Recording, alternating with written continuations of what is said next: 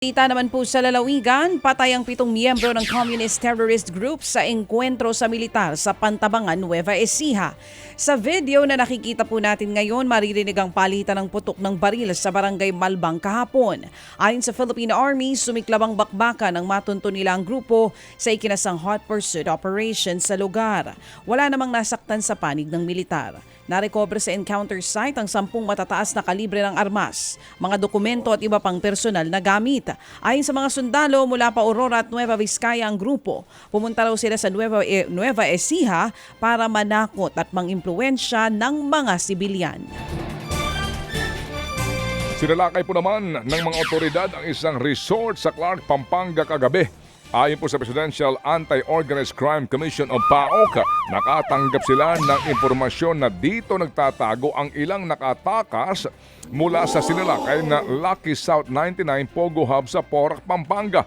Kabilang sa mga target ang big boss umano na si Huang Ziyang na umano'y kasosyo sa negosyo ni Bamban Mayor Alex Guo.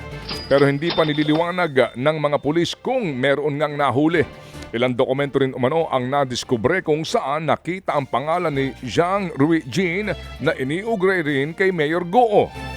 Kaugnay pa rin ang mga Pogo, nagkasundo ng mga opisyal ng Batangas City na ipagbawal ang mga Pogo operation sa lungsod.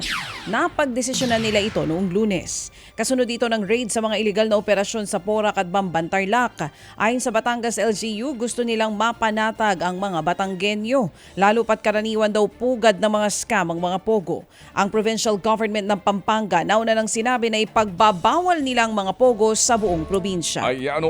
Nag-alok po naman ng 250,000 pesos na pabuya ang pamilya ni Geneva Lopez sa sinumang makapagbibigay ng informasyon na makakatulong para mahanap ang nawawalang beauty queen. Naniniwala ang pamilya na biktima na buhay pa ang dalawa. Kaya't sila po'y umaasa ngayon sa tulong ng mga sibilyan. June 21 pa nang huling makita si Lopez kasama ang kanyang nobyong Israeli. Nagtungo ang dalawa sa Capas, Tarlac para nga daw tignan ang lupa na umano'y balak bilhin. Sabado naman nang madiskubre ang SUV na sinakyan ng dalawa na sunog sa isang bakanting lote. Nagsalpukan ng isang kotse tricycle sa Olongapo kahapon. Nasa pulsa CCTV ang disgrasya.